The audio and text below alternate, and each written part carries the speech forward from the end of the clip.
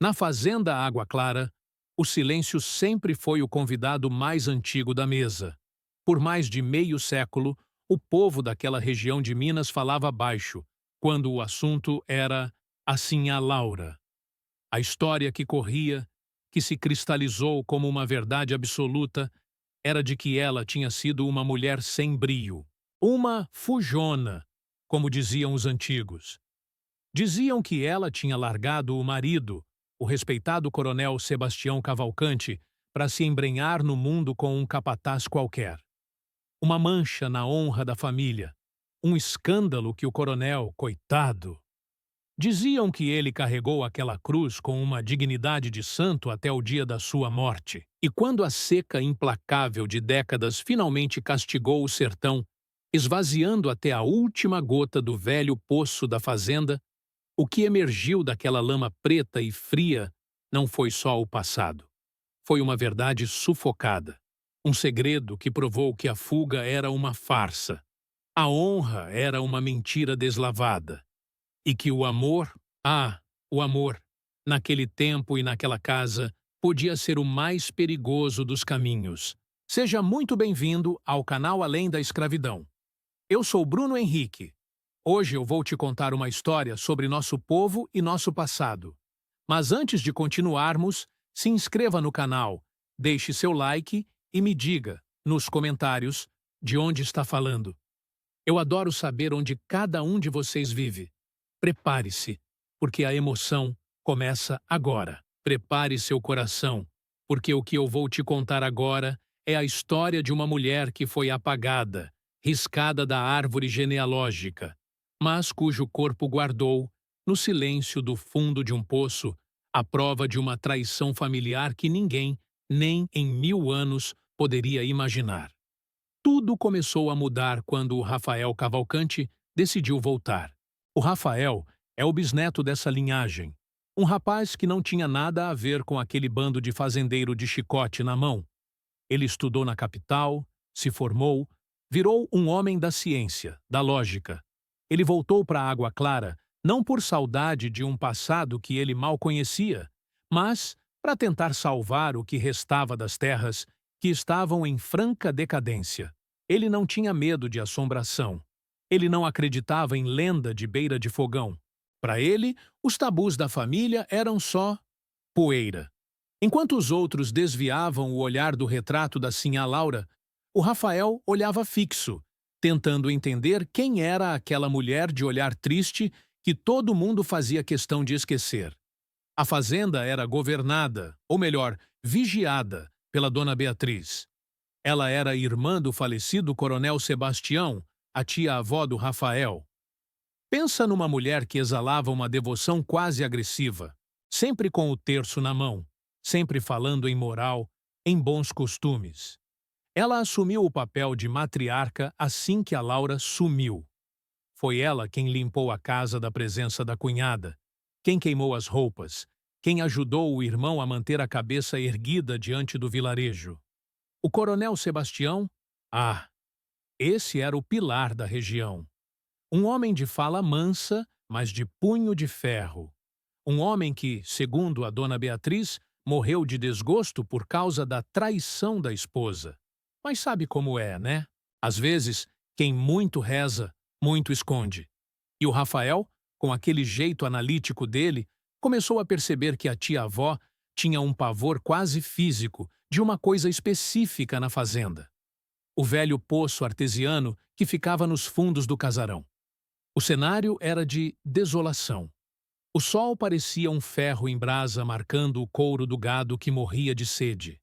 A poeira entrava nos pulmões, e o cheiro era um cheiro de terra morta. A paz que reinava ali antes da seca era uma paz falsa, uma calmaria de cemitério. O Rafael via a fazenda desmoronando e a única solução era reativar as fontes de água antigas. Mas toda vez que ele mencionava limpar o poço velho, a dona Beatriz mudava de cor. Ela dizia que o poço era maldito, que a água era salobra, que era melhor deixar o que estava quieto. Quieto. Mas o Rafael não é homem de se deixar levar por superstição. Ele via a lógica. Se tinha água lá embaixo uma vez, Podia ter de novo. Ele só não sabia que, ao procurar vida naquela profundeza, ele ia encontrar a morte mais feia que aquela família já produziu. O clima era de tensão constante. De um lado, o jovem querendo o futuro. Do outro, a velha guardando o passado com unhas e dentes. E no meio disso tudo, a lembrança da sinhá Laura, que parecia flutuar pelos corredores da fazenda como um sussurro que ninguém queria ouvir, mas que estava prestes a virar um grito. Para a gente entender o que aconteceu no fundo daquele poço, a gente precisa... Bom, a gente precisa voltar no tempo. Voltar para os anos 50, quando a fazenda Água Clara não era esse esqueleto de terra seca que o Rafael encontrou, mas sim um império. Um império de café, de gado e principalmente de aparências. Sabe aquela gente que brilha por fora, mas está apodrecendo por dentro? Pois é, o Coronel Sebastião era o rei desse lugar. Um homem que, como eu posso dizer? Ele não tinha sentimentos, ele tinha posses. E assim a Laura, coitada, ela era a posse mais bonita dele. Eles se casaram num desses arranjos de família, sabe como é? Ela, jovem, cheia de sonhos, com aquele brilho nos olhos de quem ainda acredita que a vida é um livro de poesias. E ele, bom, ele era um bloco de gelo. O Sebastião não queria uma companheira, ele queria um herdeiro. Ele queria alguém para carregar o sobrenome Cavalcante para manter a pureza da linhagem. Mas os anos passavam e o berço continuava vazio. E o silêncio naquela casa. Olha, o silêncio devia ser ensurdecedor. Imagine você viver numa mansão, cercada de luxo, mas ser tratada como um objeto que não cumpre sua função. Era assim que a Laura se sentia. Até que... Bom, até que o Lucas apareceu. O Lucas era o capataz. Jovem, forte, com o cheiro da terra e a liberdade que a Laura nunca teve. Ele não olhava para ela como a esposa do patrão, ele olhava para ela como mulher. E ela se sentiu vista pela primeira vez. Foi um romance proibido, daqueles que a gente sente o perigo no ar, sabe? Encontros rápidos no pomar, olhares trocados por trás das cortinas de renda. E aí, o inevitável aconteceu. A Laura engravidou.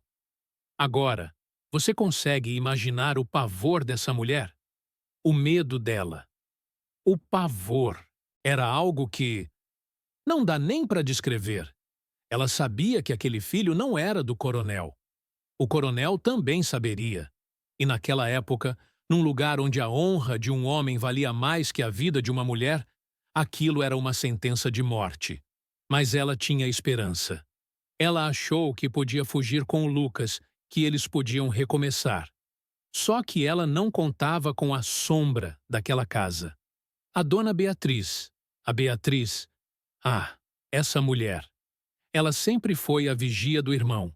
Ela morava ali, no canto dela, observando tudo com aqueles olhos de gavião. Ela percebeu a mudança no corpo da Laura antes de qualquer um.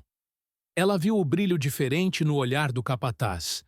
E em vez de ter compaixão, em vez de estender a mão para uma mulher desesperada, não. Ela escolheu o veneno. Ela foi até o Sebastião e... Bom, ela não só contou. Ela destilou o ódio. Ela disse que a honra dos Cavalcante estava sendo jogada na lama por uma qualquer. O incidente que quebrou tudo foi numa noite de tempestade. Daquelas que o céu parece que vai desabar, sabe? O vento uivava nas frestas das janelas. O coronel confrontou a Laura. Eu fico imaginando a cena, ele, com aquele rosto marcado pela fúria, e ela, encolhida, protegendo a barriga com as mãos. Ele não queria saber de explicação. Para ele, a traição não era contra o coração dele, porque ele não tinha um, era contra o nome dele. E o nome era sagrado. Dizem que o Lucas sumiu naquela mesma noite. A história oficial, a que a Beatriz ajudou a espalhar, era que os dois tinham fugido juntos, levando joias e dinheiro.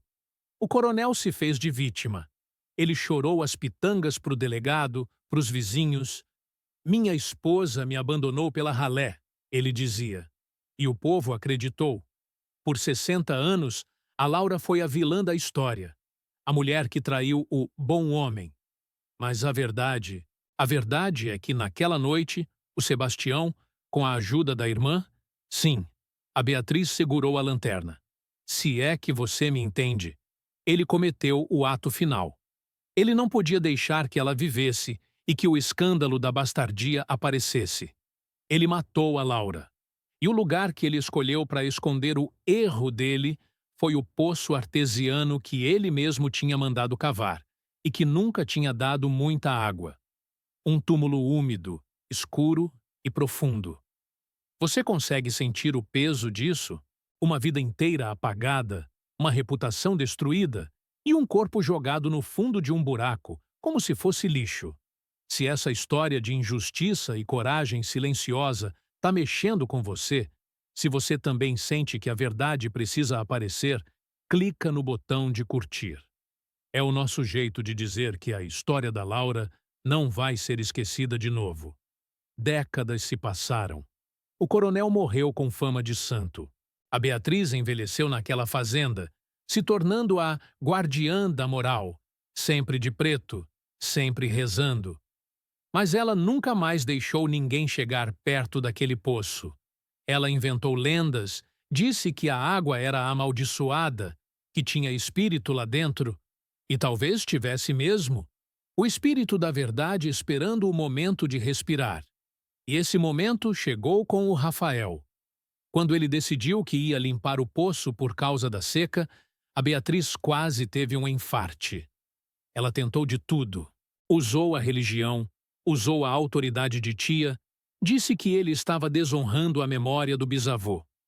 Mas o Rafael, ele é diferente. Ele via os canos secos, o gado morrendo, e não entendia por que não podia usar o poço. É só um buraco na terra, tia, ele dizia. Mal sabia ele que aquele buraco era a garganta da fazenda, pronta para gritar o que ficou entalado por meio século. O trabalho começou numa segunda-feira de sol rachando. Os homens desceram as cordas. As bombas começaram a puxar a lama grossa, aquele barro fétido que acumulou por anos. A Beatriz ficava na varanda, vigiando, as mãos tremendo no terço. Cada balde de lama que saía era como se estivessem arrancando um pedaço da alma dela. E o Rafael lá, anotando tudo, focado na técnica. Até que um dos operários gritou lá de baixo. O som ecoou, oco, assustador. Ele tinha batido em algo que não era pedra, não era madeira, era algo diferente. O coração do Rafael acelerou. Ele sentiu um arrepio que não vinha do vento. Ele mandou parar tudo e ele mesmo desceu. E lá, no meio daquela escuridão, entre o lodo e o esquecimento, ele viu o brilho de algo que a terra não conseguiu comer. Um fragmento de seda. E o que veio depois? Bom, o que veio depois mudou a história daquela família para sempre. 60 anos é muito tempo, né? É tempo suficiente para uma mentira virar verdade absoluta, para uma árvore crescer, dar frutos e morrer, e para uma pessoa ser completamente apagada da memória de um lugar. Mas o tempo é engraçado. Ele não cura tudo, não. Às vezes, o tempo só serve para fermentar o que está escondido, para deixar o segredo mais pesado, mais denso. Na fazenda Água Clara, as décadas passaram como um deserto que ia engolindo a glória dos Cavalcante. O casarão, que antes brilhava com bailes e prataria, foi ficando cinza. As paredes descascaram, o telhado começou a ceder, e aquele cheiro de mofo e de coisa guardada tomou conta de tudo. E no centro desse império em ruínas estava a Dona Beatriz. Ela envelheceu como uma dessas estátuas de igreja, fria, rígida e sempre com aquele olhar de julgamento que parecia atravessar a alma da gente. Ela se tornou a guardiã da moral da região. Se uma moça da vila aparecia grávida, sem casar, era a Beatriz quem liderava o boicote. Se alguém falava em liberdade, Ela citava a trágica história da cunhada, a sinhá Laura, que se perdeu pela luxúria e abandonou o lar. A mentira tinha se tornado a armadura dela. Ela se sentia poderosa porque era a única, além do irmão falecido, que sabia onde a verdade estava enterrada. Mas bom, aí o mundo gira, né? E o Rafael chegou. O Rafael era o oposto de tudo o que aquela fazenda representava. Ele trazia o cheiro da cidade, o barulho dos livros, a clareza de quem não se deixa levar por sussurros. Quando ele herdou aquela terra seca, ele não viu um santuário de família. Ele viu um problema de engenharia. Ele olhava para os pastos esturricados e para o gado morrendo e sentia uma urgência que a Beatriz não entendia. Para ela, a decadência era um castigo divino, algo que se aceitava com o terço na mão. Para o Rafael, era falta de gestão e, principalmente, falta de água. A seca daquele ano, meu Deus, foi algo que os mais velhos diziam nunca ter visto igual. O Rio das Mortes virou um fiozinho de lama. As cisternas secaram. O ar era tão seco que o nariz sangrava só de respirar. Foi aí que o Rafael colocou os olhos no velho poço. Aquele poço que ficava lá no fundo, perto das ruínas da antiga senzala e do pomar morto. Eu queria que você tentasse imaginar a cena. O Rafael, com um mapa antigo na mão, apontando para o poço, e a dona Beatriz, com os olhos arregalados, tentando manter a compostura. Rafael, meu filho, aquele poço está desativado por um motivo. Ela disse, a voz tremendo um pouco, mas ainda tentando soar autoritária. A água lá é ruim, é amaldiçoada. Seu bisavô dizia que quem bebesse daquela água pegava o mal da alma. O Rafael deu uma risadinha, aquela risada de quem acha que está lidando com uma criança. Tia, água é H2O. Se tiver suja, a gente filtra. Se tiver salobra, a gente trata. O que não dá é para ver o gado morrer de sede com um aquífero debaixo dos nossos pés. A tensão entre os dois era algo que você podia cortar com uma faca. Cada vez que o Rafael se aproximava do poço com os operários, a Beatriz inventava um mal-estar. Ela tinha crises de falta de ar, ataques de nervos, tudo para desviar a atenção. Mas o Rafael era persistente. Ele começou a estudar a estrutura do poço. Ele notou que ele tinha sido selado com uma tampa de concreto muito mais pesada do que o necessário. Parecia que alguém não queria só fechar o poço, queria lacrar um túmulo. E sabe o que é mais doido? No meio dessa queda de braço, o Rafael começou a ter uns sonhos estranhos. Ele sonhava com uma mulher de seda branca, correndo pela chuva. Mas ela nunca chegava a lugar nenhum. Ela sempre caía num buraco sem fim. Ele não acreditava em nada disso, claro. É o cansaço, ele dizia para si mesmo. É o calor. Mas o inconsciente da gente sabe das coisas antes da nossa razão, você não acha? Inclusive, me diz uma coisa aqui nos comentários. Você já sentiu que algum lugar da sua família guardava um segredo pesado? Sabe aquele quarto que ninguém abre? Ou aquele assunto que faz todo mundo mudar de canal? Conta pra mim, eu quero saber se essa sensação de algo errado no ar é comum por aí também. O momento do quase flagrante aconteceu numa tarde de terça-feira. O Rafael tinha decidido que ia abrir a tampa do poço no dia seguinte. Ele foi lá sozinho, no finalzinho da tarde, para examinar as dobradiças enferrujadas. O sol estava se pondo, aquela luz alaranjada que deixa tudo com cara de assombração. Ele se ajoelhou perto da borda e, por um segundo, o vento parou. Foi um silêncio absoluto. Ele encostou o ouvido na fresta do concreto e ele jurou ter ouvido um estalido, como se algo lá embaixo tivesse se mexido. De repente, uma mão gelada encostou no ombro dele. Ele deu um pulo que quase caiu dentro do buraco. Era a Beatriz. Ela estava lá, sem lanterna, sem barulho, como se tivesse brotado do chão. O que você está procurando aí, Rafael? A voz dela estava seca, sem emoção nenhuma. Só vendo o estado das travas, tia. Amanhã a gente abre. Você não tem respeito pelos mortos?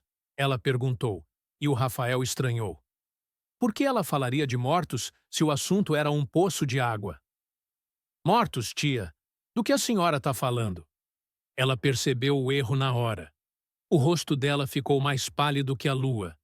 Pelos mortos, pela memória do seu bisavô. Ele odiava esse lugar.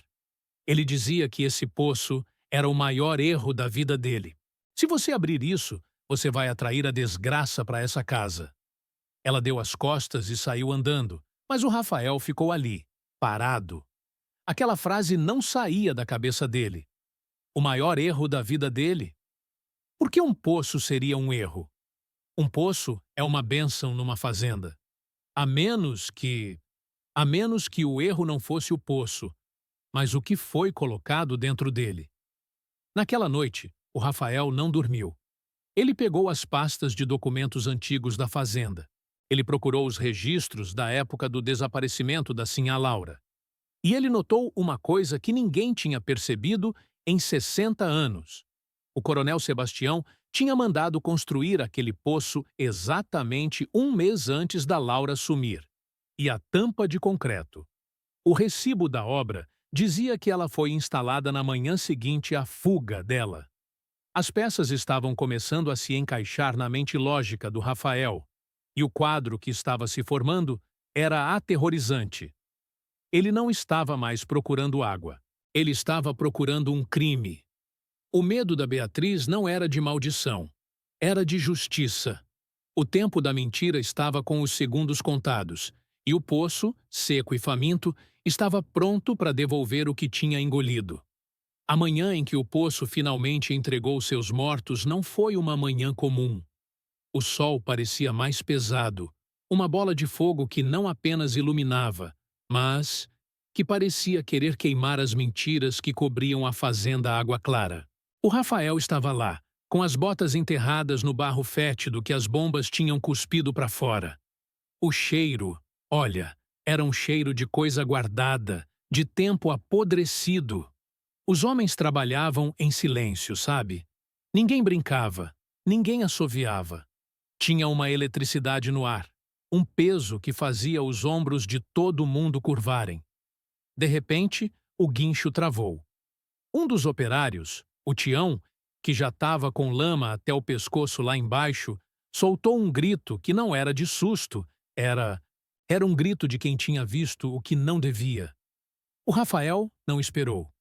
Ele desceu pela corda, o coração batendo na garganta, as mãos escorregando. Quando os pés dele tocaram o fundo, ele sentiu. Não era pedra. Era algo mais macio, mas, ao mesmo tempo, rígido. Ele começou a cavar com as próprias mãos. Esqueceu a lógica, esqueceu a faculdade, esqueceu tudo. Ele era apenas um homem desenterrando o próprio sangue. E aí, a primeira coisa que brilhou na lanterna foi um pedaço de seda.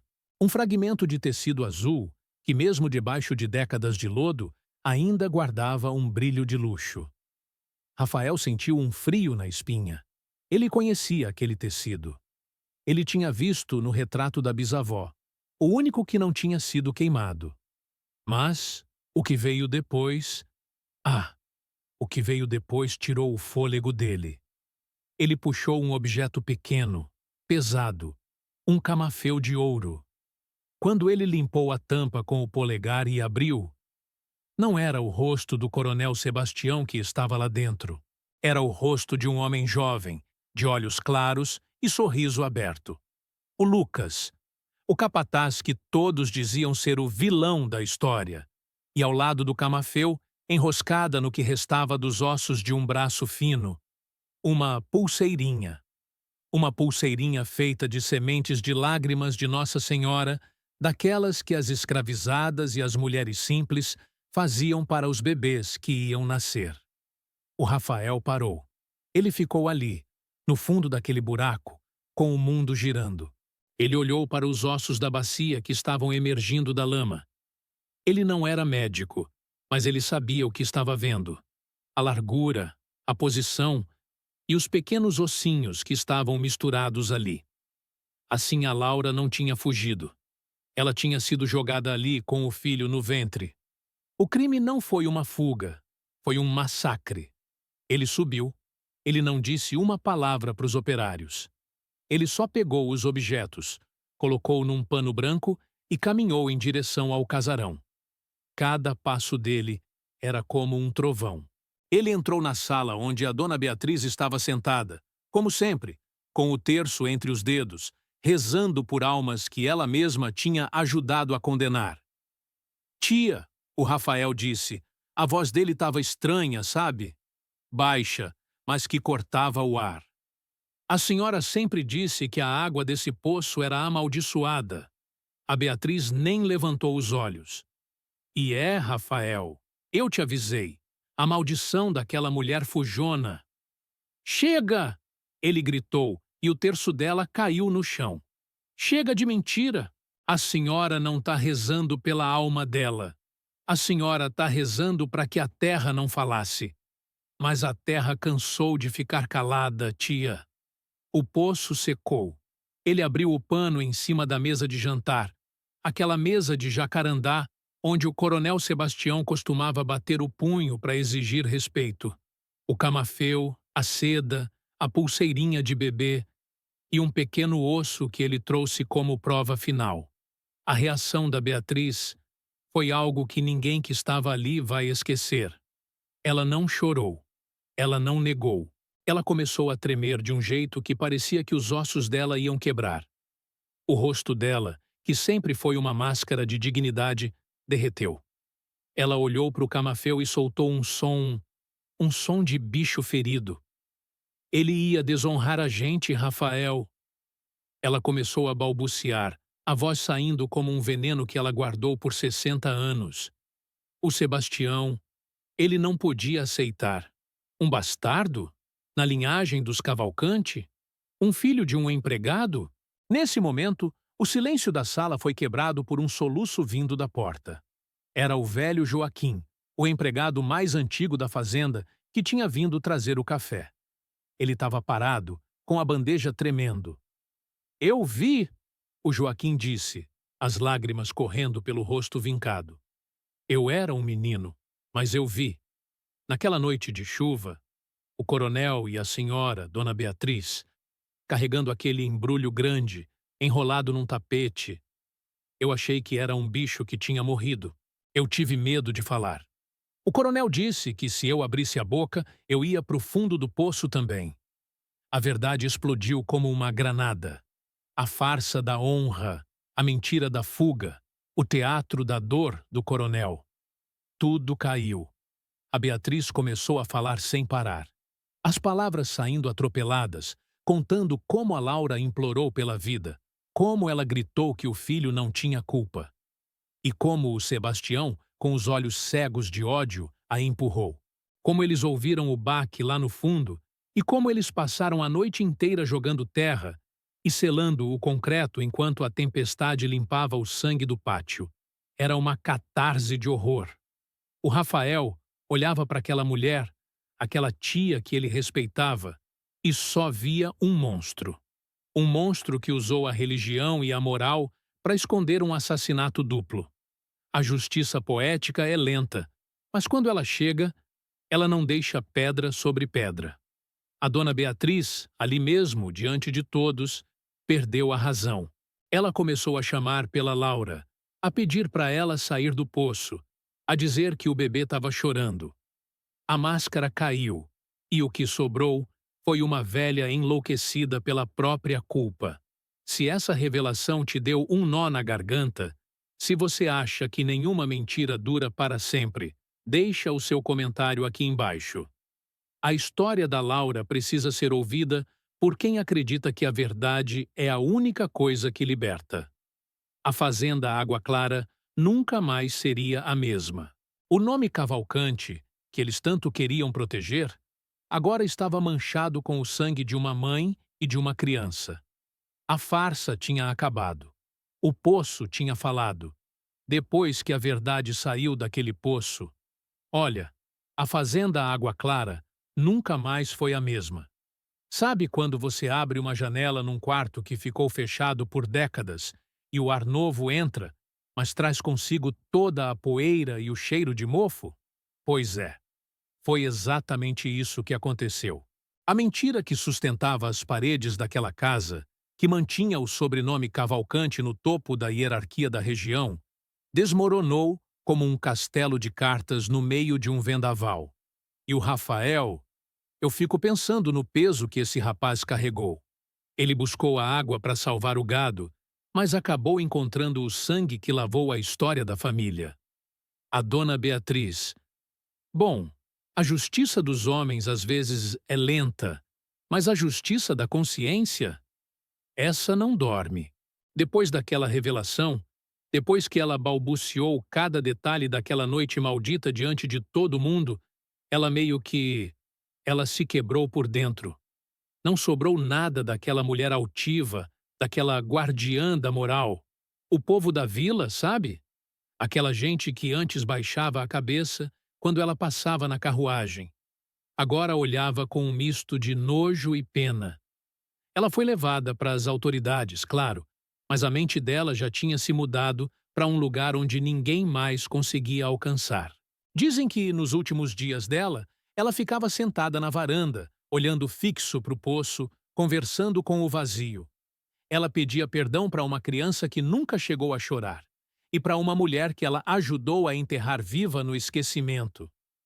Ela morreu sozinha, num quarto escuro, cercada pelos mesmos santos que ela usou como escudo para esconder um crime. E o coronel Sebastião? Ah, o grande patriarca! A memória dele foi varrida da cidade. O busto que tinha na praça foi retirado. O nome dele nas placas foi apagado. O homem que matou para preservar a honra acabou se tornando o sinônimo da maior desonra que aquela região já viu. A história dele serve agora de lição, de que não existe linhagem pura o suficiente que justifique a barbárie, e que a honra que precisa de um assassinato para existir? Bom, isso não é honra. É orgulho ferido. É maldade pura. O Rafael fez o que precisava ser feito. Ele não tentou abafar o caso para salvar o próprio nome. Pelo contrário, ele deu assim a Laura o que o bisavô dela negou: dignidade. Ele organizou um enterro, mas não foi um enterro qualquer. Ele levou os restos mortais dela e do bebê para o cemitério da cidade, com flores brancas, com música suave. E ele fez questão de que o nome no túmulo fosse Laura Cavalcante e seu filho. Sem adjetivos, sem julgamentos. Apenas o reconhecimento de que ela existiu, de que ela amou e de que ela foi vítima de um sistema que tratava mulheres como propriedade. Sabe, eu fico pensando, a gente vive num mundo onde as pessoas fazem de tudo para esconder os esqueletos no armário. A gente posta a vida perfeita, o casamento perfeito, a família sem manchas. Mas a história da água clara ensina que a verdade é como a água de um aquífero. Ela pode ficar presa lá embaixo por muito tempo, mas ela sempre dá um jeito de brotar. E quando ela brota, ela limpa. Ela destrói a mentira, mas ela limpa a alma de quem fica. A fazenda? O Rafael continuou lá. Ele reergueu o lugar, mas de um jeito diferente. Ele transformou a água clara num exemplo de respeito, de trabalho justo. E o poço? Bom, depois que o corpo da Laura foi retirado e recebeu a bênção, dizem os antigos que a água voltou. E não era mais aquela água salobra e ruim que a Beatriz dizia. Era uma água doce, cristalina, como se a terra estivesse agradecida por finalmente ter contado o seu segredo. Eu queria que você parasse um minuto e pensasse: qual é a Sinhá Laura da sua vida? Qual é aquela verdade que você está tentando esconder no fundo de um poço para manter uma aparência? Vale a pena o peso desse silêncio? A história de hoje mostra que a liberdade só vem quando a gente encara o lodo de frente. Se essa história de justiça, de redenção e do triunfo da verdade tocou o seu coração, eu te peço um favor. Deixe seu like aqui. Não é só um clique, sabe? É um jeito de a gente dizer que histórias como a da Laura não podem ser esquecidas. Compartilhe esse vídeo com alguém que você sabe que está passando por um momento de injustiça. Vamos mostrar que, por mais profunda que seja a escuridão, a luz da verdade sempre encontra uma fresta. E se você ainda não faz parte da nossa comunidade, se inscreva. Aqui a gente não conta apenas fatos. A gente resgata almas. A gente honra a ancestralidade e a gente busca a lição por trás de cada drama humano.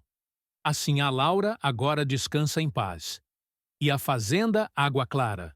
Bom, ela finalmente faz jus ao nome. A água tá clara, a história tá limpa. E o futuro agora pode ser escrito sem o peso das correntes do passado. Obrigado por me ouvir até aqui. Eu sou o Bruno Henrique e essa foi mais uma história que a vida me contou para eu passar para você. Até a próxima e lembre-se, a verdade pode tardar, mas ela nunca, nunca erra o caminho de casa. Sabe aquela sensação de que o chão que